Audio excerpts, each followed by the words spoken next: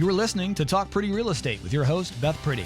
Beth has over 15 years of experience helping people with their real estate needs, and she understands that real estate is more than just selling and listing homes. It's about opening doors and changing lives. And now your host, Beth Pretty. Hi, and welcome back to the Talk Pretty Real Estate podcast. We're so thrilled to have you back, and we're very excited about the series we're doing. So we're actually doing a 2-episode series on about becoming a realtor, because I know you've always dreamed of that. So we're going to be talking about the good, the bad, the ugly of that process. And before we get started, I just want to say thanks to our producer, Michael Resendez, for being here. Thank you. And I'm super excited about our guest because I have a lady crush on our guest. Let me just put that out there. So this woman came into my life in March of this year. Yeah, March 2022. And she's phenomenal. You know, you have people in your life and you meet them and you're like, oh my God, this person is a rock star.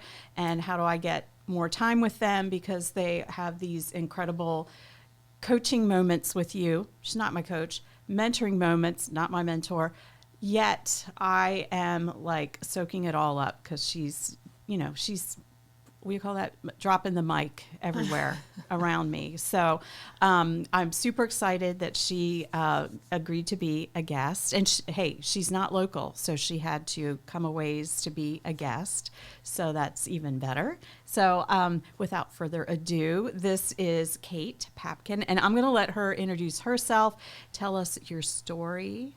And thank you very much for being here. Sure. Yeah, Beth, thank you for having me. I'm excited to be here. I'm really excited about this podcast adventure that you're going on. And I know that you're thrilled to be able to interview all different kind of people around the industry and help people understand, the good, the bad, like you said, and also your journey and what's made you so successful. So I really am excited to be here.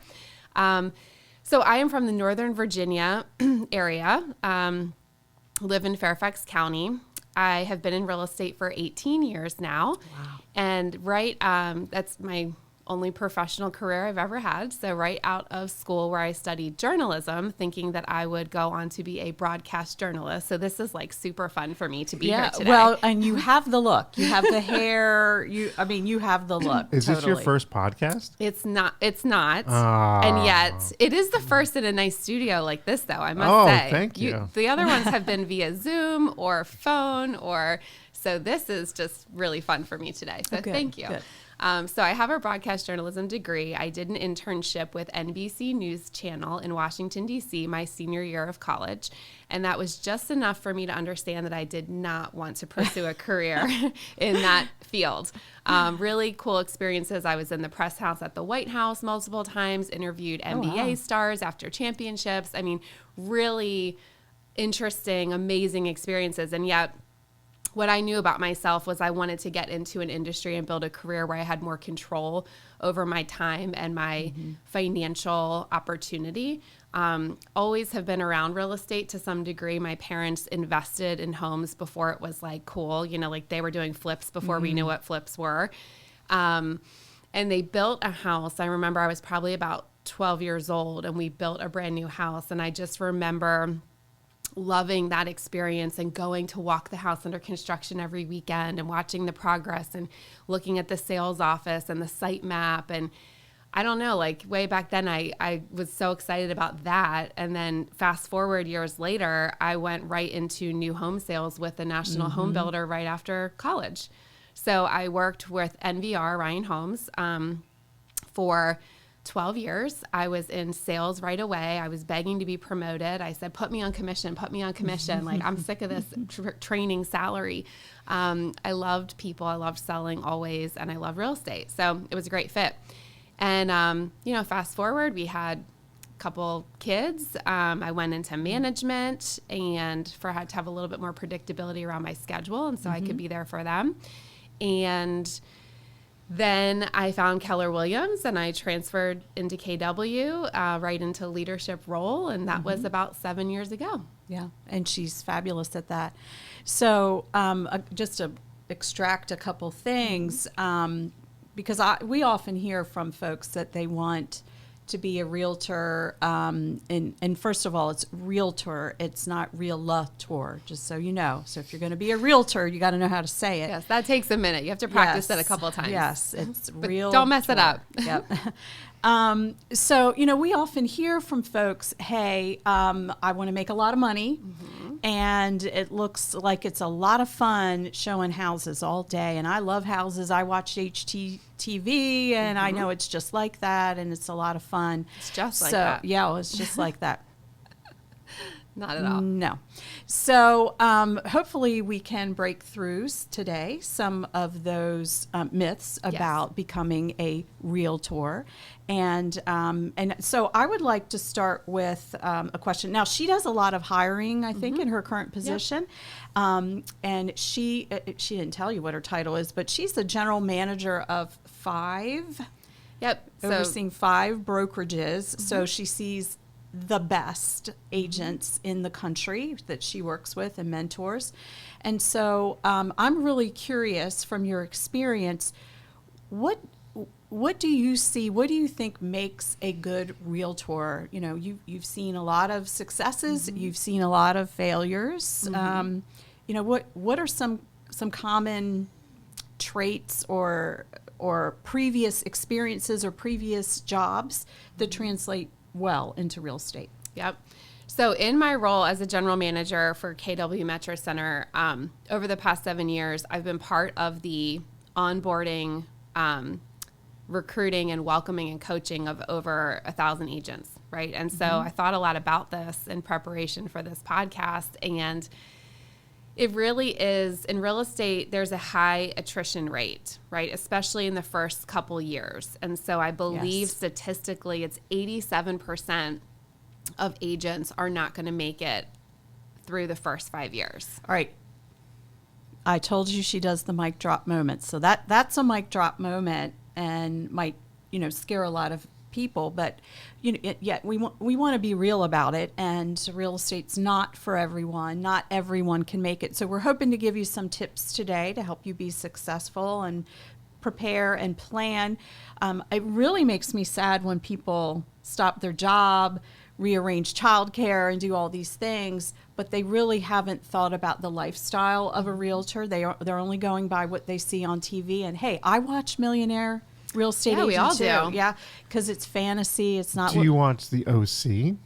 Real estate? Yes, I have seen that. I didn't get into that one. Oh no. Yes. Sounds like I Watch am out. after today, though. Watch yes, out. that is really something. Yeah, it is. And it's not. It's a lavish, fantasy, well produced, well cut. Like for me, looking, and I know the real estate side, and because I've been doing this for about 10 years with realtors, so I kind of feel like I'm a realtor, and I know but watching it through both sides of the real estate side and the production side, I'm like, oh my gosh, it is crazy. Yeah, I'll have to check that out. Yeah. So all the We can get you licensed, by the way, if you're Yes. interested. Always working. Figure out the Always time, and I working. will. So I interrupted you, but that was a mic drop moment. That statistic. you Yeah, just and I gave. say that, I share that not to scare people, and yet you nailed it in that I wrote this down in preparation for today, that people get into the industry for freedom, flexibility, and financial reward.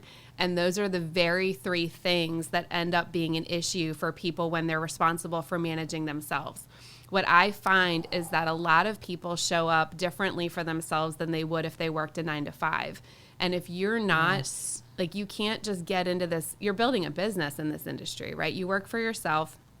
When you partner with a brokerage, you're an independent contractor. So we, as a brokerage leader, are here to support you as an agent, as a business owner, with training, tools, coaching, motivation, morale, systems, models, engagement opportunities, partnerships, connections. And yet, if you don't engage and show up equally or better than you would if you were working for somebody else, that's usually when people fail. Yeah, so I know from my own experience, and I've worked for 2 different brokerages, and when I started out, I showed up, and I was new with a bunch of other people. Like there were like 8 or 10 of us that started brand new. And immediately, and by the way, I had two toddlers and a baby at home. And I went in the office part-time, 3 days a week. And I noticed immediately, where's everybody else? Why aren't the other new people coming into the office? And 1 year later, there were like 3 of us out of the 8 or 10 who were still there. Well, and that makes sense, right? I mean, that's what the statistics show us. And, so I'm a big believer in when you get into anything, right? If you get into a new career, a new industry, you want to understand, you pick people's brains about the, people who have succeeded in the role, and you really understand, like, what is the upside and what's the downside of this opportunity, right? Like, what's the glamorous and what's the actual, like, real deal? Like, what kind of stuff am I walking into? The flip side of that is that I am passionate about real estate because I believe it is one of the only industries you can get into with truly unlimited potential. Yeah, no ceiling. No ceiling, very low startup cost, relatively speaking, compared to if you were going to go start a franchise or, open a restaurant or even a yoga studio or any of these businesses that you could do. Startup costs are relatively low. Bar of entry is relatively low in terms of what you have to do in order to get your license. And the potential is unlimited. So for the right person who values making an impact on people, who is able to self-manage and discipline themselves with their time and their energy and their learning based, we've watched people, we have multiple agents and teams in our brokerages that are netting over $1 million a year. Netting. Yeah. If you don't know what that word means, look it up. Netting. Over $1 million. And what's important about that is not like, oh, it's $1 million. Like, yes, that's great. And what they've been able to go on and do with that is, some of them are involved in their community philanthropy. Some of them have gone on to start like their own charities, their own 501c3s. Some of them have been able to grow their businesses such that they're giving 20 other people opportunities that they wouldn't have if they didn't work directly for this person. So I love the concept that you can build as big of a life as you want to through real estate. And that's why I'm in the role that I'm in, because I get to coach and talk people through that and build out business plans and help them do that.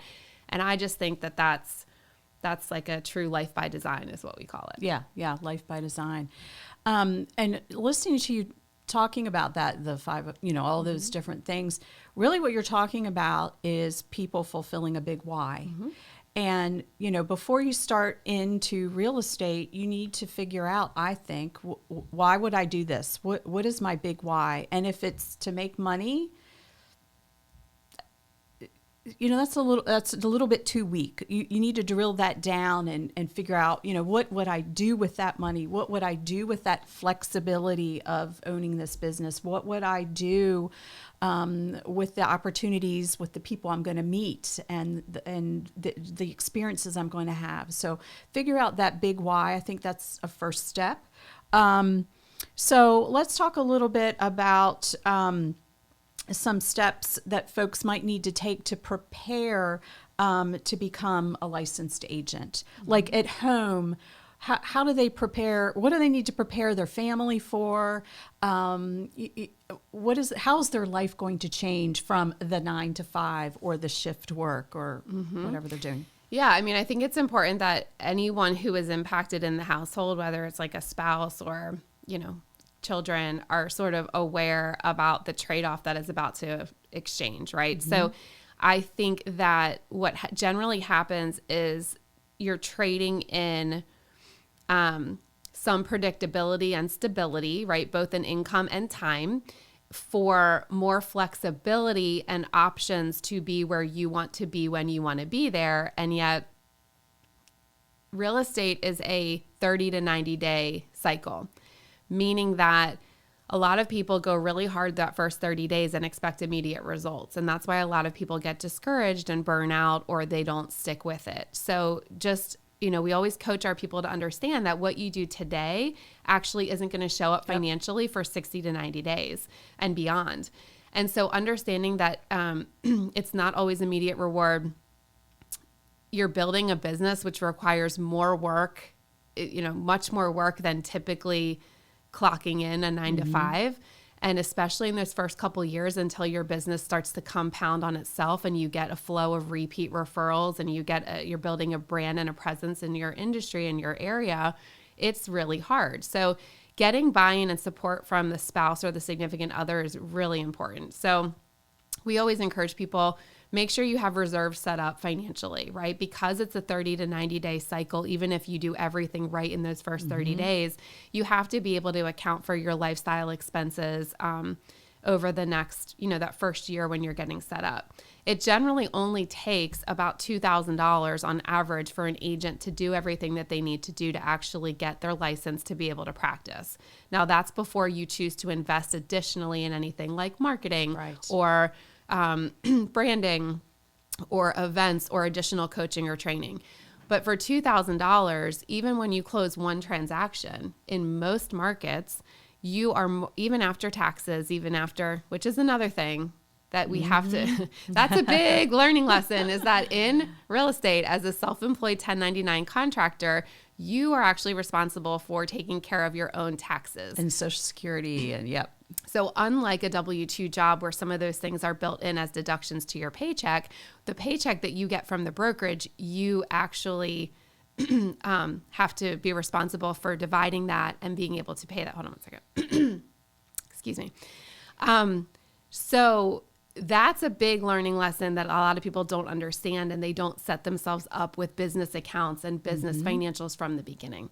So all these things are different than your traditional W-2 job. So I think setting expectations around time, money, realistic launch time, right? Like how long it's really going to take to get into a groove of your lead generation, your servicing, and your money, your commission. All those things are really important. And that's more the big picture stuff. And then you have the obvious like logistical things that you're required to do by state to get your license. Right. I got a question. Yeah. So a day and age of today, a realtor that started, say, 10 years ago or even 15 years ago, and That a realtor, would be me. Yeah, and a realtor who starts today, how much difference is that? Because there's way more instant information that the homeowner is going to have wrong or no, and they're they're not looking to them as a guide. Sometimes they're just there's certain things like where you said marketing, so social media and all that stuff. Like how different is that this day and age? Because I don't think people understand that's a crucial portion of starting a business.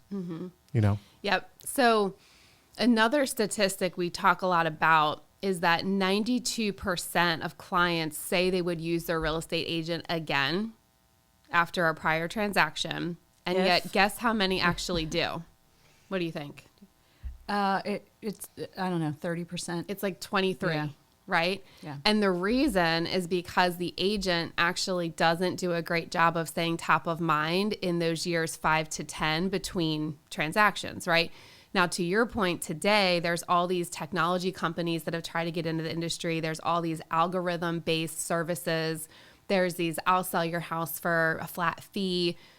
But what's happening is it's a technology-based platform that is often underpricing a home in exchange for a very quick transaction.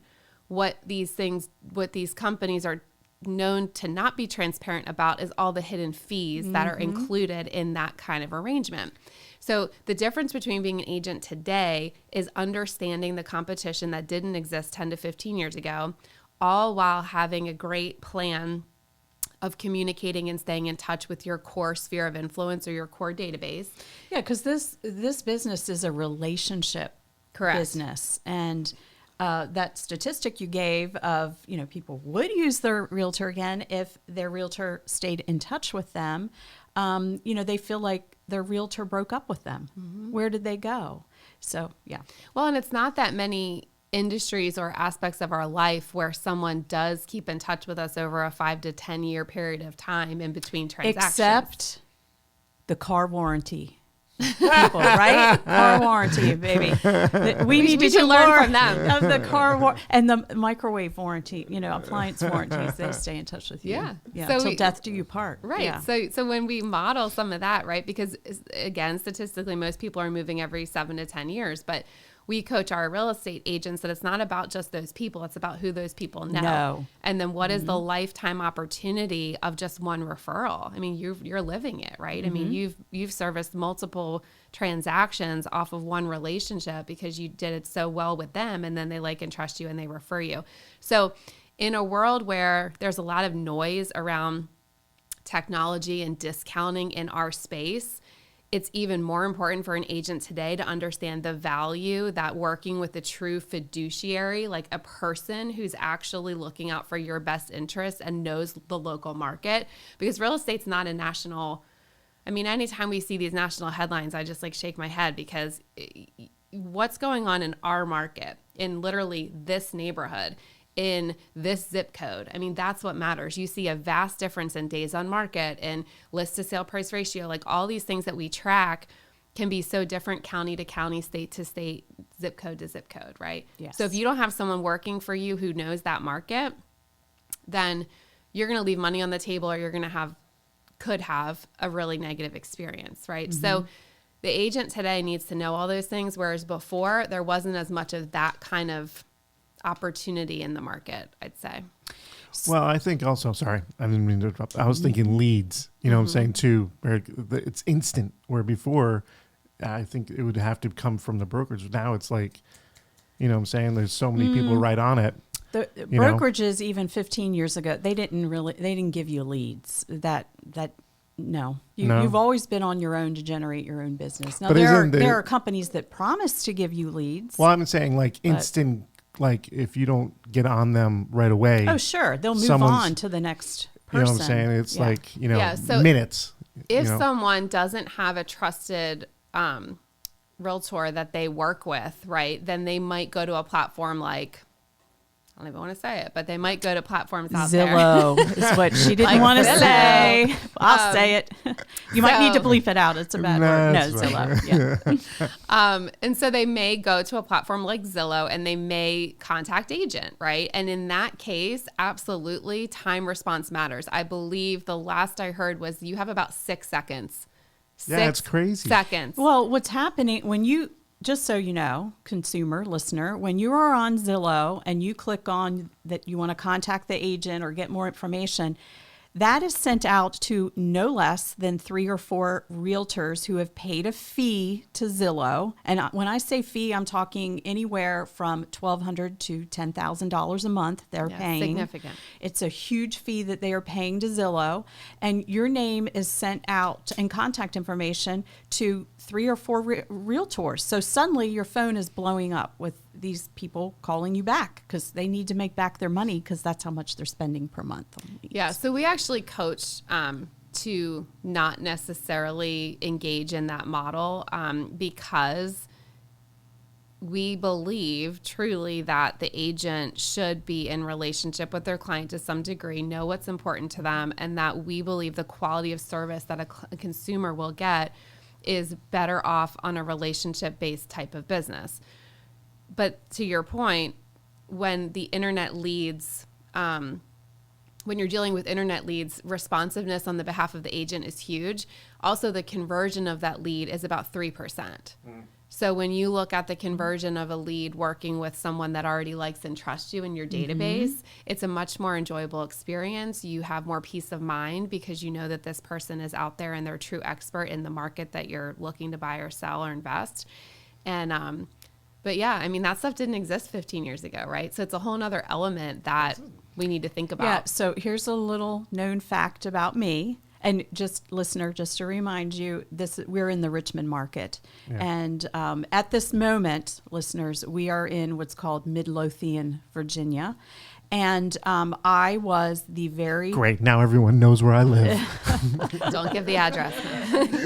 123 Main Street. No, I was the first agent in Midlothian to purchase leads from Zillow. True story. What? Wow. It cost $65 a month, And I literally would get 10 leads a day. I mean, it was nuts. I was the only person. How did you know to like see that was going to be a trend? Just a quick story.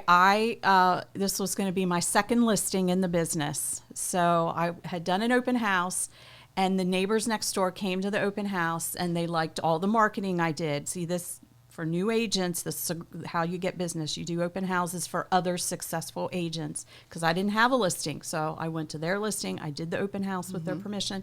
Neighbor came in, liked what I did. I stayed in touch with them. 6 months later, they contacted me and said, could you list our house? Now, they were millennials, good 15 years younger than I am. And no offense, and just kidding. I'm going to say, I'm feeling a little offended. I'm a geriatric millennial. That's a thing. You guys can look it up. Well, I'm We're a different Generation breed. X, so. So I listed their property, and they sent me a text. And the husband was furious. He said, why is the first photo on Zillow a picture of the toilet in our bathroom? And all my response was, what's Zillow? I didn't even know what it was at that moment. This was 2008. Right. And so I stayed up with my 3 little babies. I stayed up till 2:30 in the morning figuring out Zillow, how to get my profile on Zillow, and how to manipulate the photos so the first photo was not their bathroom. Sure. And then, of course, I thought, well, when I did my profile, I'm like, what the heck is this? And that's how I started my relationship with Zillow. That's it helped. crazy. It really did. I give props to Zillow for the years 2008 to 2011, because they did help me build my business. But their model, like everybody, their model has changed drastically. It is nothing like it was back when I started. So let me just summarize a little bit where we are so far.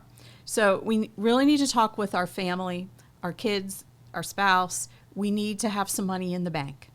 And everybody's different. You know, if you already come with a database, you already have friends or family who are going to use you right away with some sort of transaction, or you're an investor yourself and you're getting your license and you're going to, do your own sales, then maybe what you need to have in the bank is a little bit less.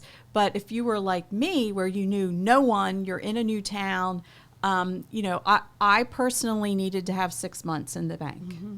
Yeah, we recommend 3 to 6, depending on your financial situation. And again, just because of that lead time that it takes from the day you get licensed, start doing the work on your business, to when you actually can predict a consistent income flow. Yeah. So let's talk about, all right, you've had those discussions, you've done the soul searching, you've figured out your big why, you feel like real estate is a great fit for you. Your next steps, of course, is to take a class, and you have to take a class. And again, we're in the Richmond metro market, so in Virginia, our laws are different for licensing than where you may be. So look for your local licensing laws. Every state requires something different. In our state, you need to have 60 hours of education. That's it, folks. 60 hours. You need a high school diploma or GED equivalency. That's it. You need to be 18. And you need to be 18. You do not need a college degree. And there are folks right out of high school who get hooked up with the team and become extremely successful realtors. So don't talk yourself out of it because you think you're too young. No such thing. Yeah, we had a 19-year-old 3 years ago join our Alexandria brokerage, and he is now 24, and he sold 70 houses this past year. So It's let amazing. me just give you an idea of what 70 houses look like in your pocket. And she's in a different market. Her I price would say that markets are her very price big point difference. is a lot higher. 70 houses, man, that up where you are, that's well over $1 million. Oh, yeah, he's one of these that I refer to that's netting $1 million. Yes. And he has an assistant. He has someone who helps him with showings and some of his running around. And yet he's the primary agent in his organization right now. And he knew that he wanted to build multiple businesses. He's now an investor. I mean, it's amazing what he learned by putting himself in action and in situations, and of course in the right environment and brokerage to learn from. And yet he is just taken off, and it's amazing to watch. Yeah. So there are no age limits or limitations in this business. Yeah. And, I think sometimes folks who didn't go to college and don't have that type of path, I think they can be very successful because I think they sometimes have bigger databases to work with. So people they know, experiences. So don't count yourself out for any of those things. So you've got the right age. You've graduated high school. You've got some money put away. You're ready to go. Next step is this class. And again, in Virginia, you need 60 hours. What does that look like? Well, you can take a class online, completely online. Okay, so you just do it all online. You can do it hybrid, where it's part online and part classroom, or you can choose to do it all in classroom. And there's oodles of schools in every market across this country, online or in person, that can help you get licensed. Yeah. Yep. And you can contact a local brokerage, and they typically have 2 to 3 options that you can go to. Like Beth said, there's pros and cons. I believe, from witnessing a lot of people go through this process, sometimes if you're like a person who needs to be in the classroom and needs to be fully present to take in the material, the best way is to do one of these classes that's Monday through Friday all day and knock it out and take your exam right away. There is a correlation between the timing that you take and pass your exam, which is at the end of your 60-hour pre-licensing class. So some people will take these classes online or in person, and they'll wait like 3 months to take the exam, and almost guaranteed they're retaking the exam, right? You can fail and retake, and yet it does cost you a little bit of money every time you retake it.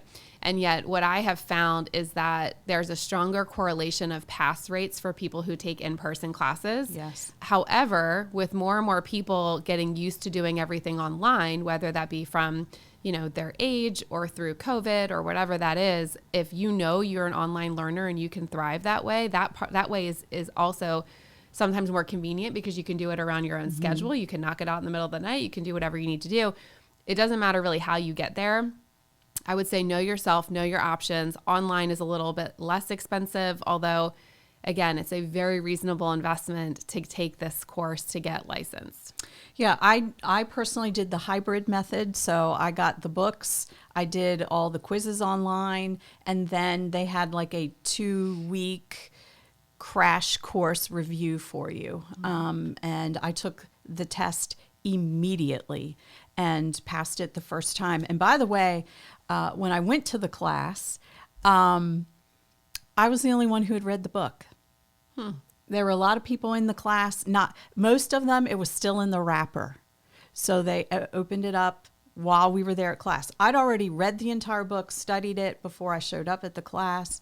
And I was the only one in the class who passed the test the first go around. So this is such a good example of the initiative that it takes to succeed in the business, right? Compared to the general public. So, you didn't know what Zillow was. So you spent hours in the middle of the night researching it for your client so that you could make sure that their home was represented in the best way. You actually dove in ahead of time of the class and studied and internalized what you could before stepping foot in there. So these are the qualities that it takes to be successful in this business, because the general public is just going to be reactive.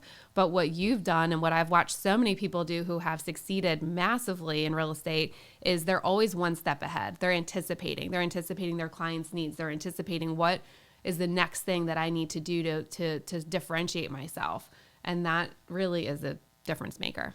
Yeah, because you're a business owner. You're owning a business. If you don't get up and do it, nobody else is going to do it for you. So let's talk about part-time versus full-time, because I think for a lot of people, and not to generalize here, but I think especially for women who might have children in the home or something like that, it becomes difficult to go at it full-time right away. I was a part-time person. As I've already said, I started out part-time, going 3 days a week. I had some childcare support while I did that.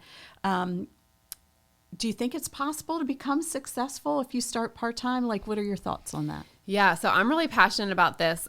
My mother-in-law has been in real estate for 35 years. So it's all in my family, right? It runs in our family. And she's fabulous, successful, and a hoot. Yeah, I love your mother-in-law. She's amazing. Yeah. I'm very lucky. Phyllis. So Phyllis was a high school history teacher. I was too. Really? Yeah. I didn't know that. Mm-hmm. Oh, no wonder you guys click so well. Yep. And in fact, statistically, teachers are the number one prior industry to real estate of people that are successful. I didn't say that well, but if you've been a teacher and you transition into real estate, your likelihood of being successful is higher. Yes. So I think it has to do with being involved in the community and being able to consult and being able to have the patience to lead people through information. And yet that study has been done and that's out there.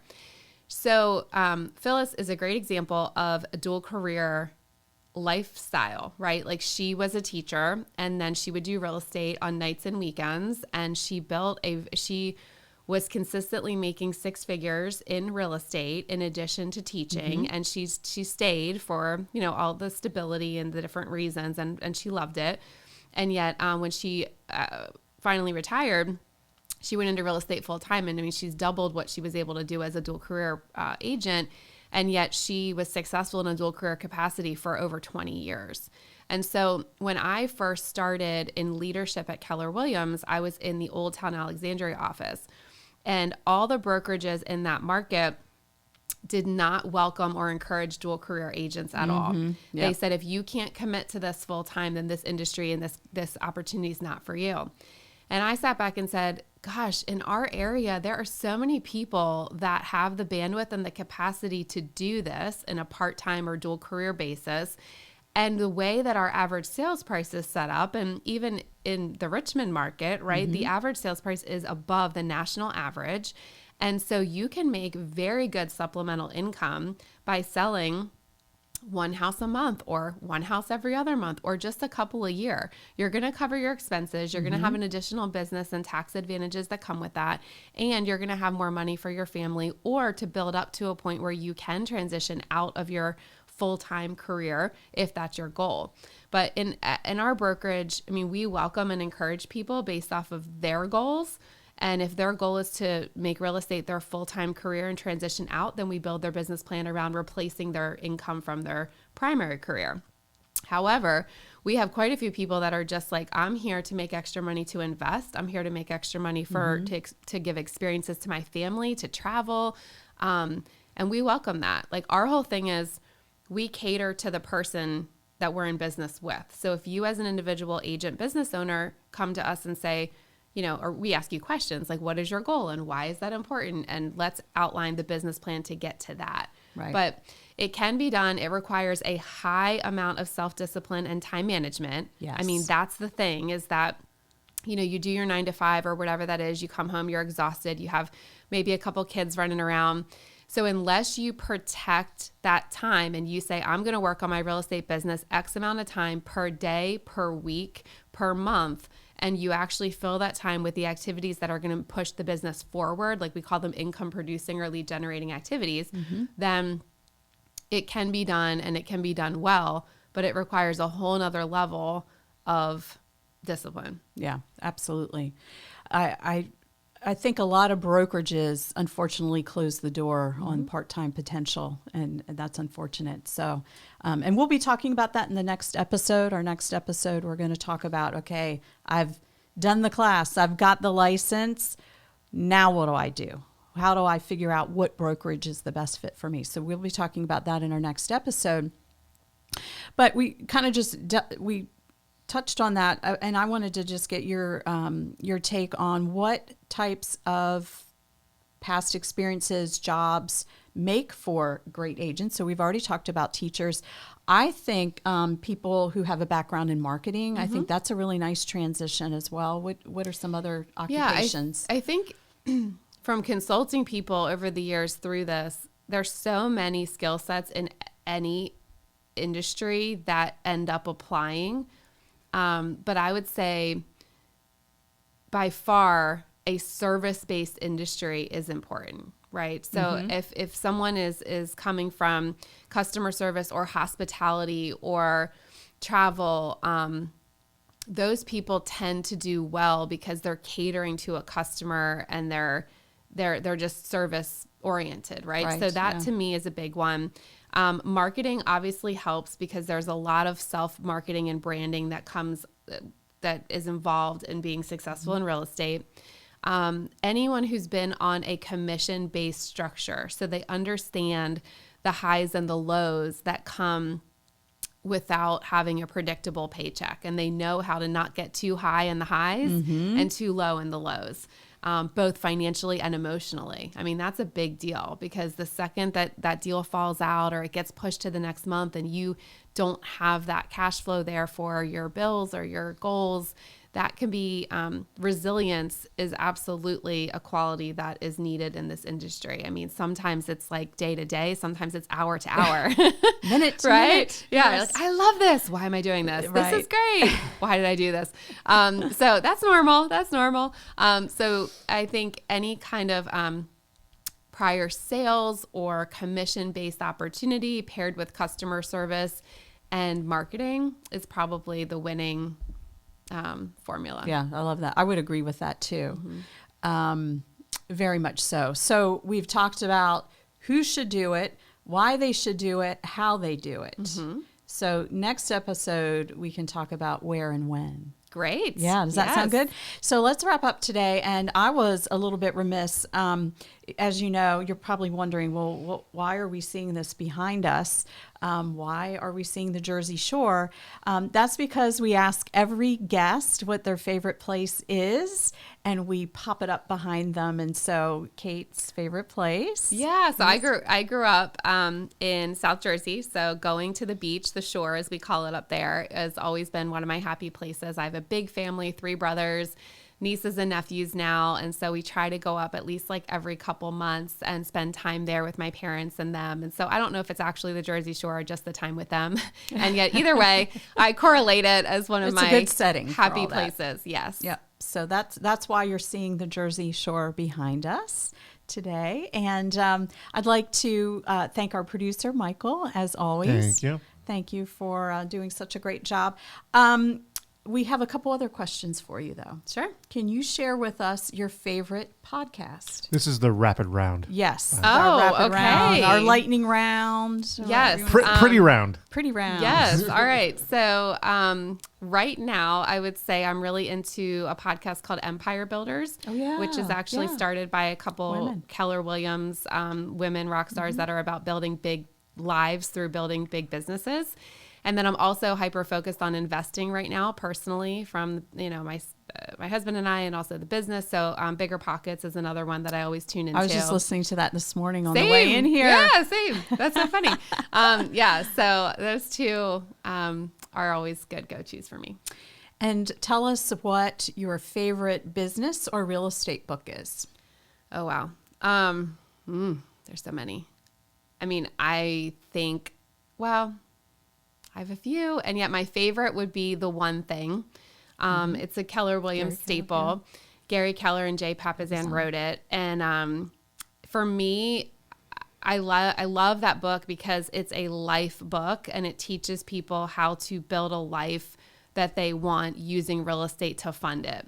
And so it prompts you to think about, what are your goals, your health goals, your fitness goals, your family goals, your relationship goals, your spiritual goals, and then how do you build out a business plan that we teach internally for each of those initiatives in your life, and how do you then live a well-rounded life? And so Great book. it's phenomenal. And it's a very easy read. Yes. Yeah, so that's an easy read and great book. So if you're not a big reader, that's a great book to pick up. And then tell us your favorite charity or nonprofit. Oh gosh. So I am an 8-year breast cancer survivor. And so there are quite a few charities that I contribute to, both in my time as a mentor. I regularly mentor like 1 to 3 newly diagnosed young women, especially moms who have young kids. And so I do that through an organization called Life with Cancer that provides services for people in treatment and beyond. And so that's probably, from a time perspective, my favorite one. I donate a lot to St. Jude's on a regular basis. I donate to, I went to Penn State, so there is an initiative there called Thon, which also funds awareness and money for children going through cancer. So, yeah, so just a few that are involved, you know, cancer being the main thing that we're trying to support and solve in the world. But those are great. That's where my time and money goes. We'll have all this information in the notes for this episode. So we encourage you to go out and make a donation to one of those very worthwhile charities. So thank you for mentioning those. Yeah. I have a little something for you just to say thank you. Aww. So this is a book called The Future of Happiness, written by Amy Blankson. And you're such a positive light, I think, to a lot of people, for me especially. Have you read this? No. So this is a book talking all about happiness and bringing happiness into your world, your business, your life. And I thought it would be the perfect book for you. Thank you, Beth. So a little gift from us, and wrote a little something in there for you. So thank you for agreeing to be on our podcast. Yeah, no, so fun. We thank you so much. This is episode 4, and we encourage you to subscribe on whatever podcast service you use. And also, we love reviews, especially the 5-star kind. So please make a review, and tune in for our next episode also with Kate, episode 5, where we're going to talk about where should you land once you go through the process of becoming an agent. So thanks so much, guys. You've just been listening to Talk Pretty with host Beth Pretty. If you have questions or would like to suggest a topic for an upcoming episode, reach out to Beth on Instagram or Facebook at Pretty Properties VA. For more information about Beth and her team, visit prettypropertiesva.com. The Talk Pretty Real Estate Podcast is a production of Studio 77. Visit rvastudio77.com for more information.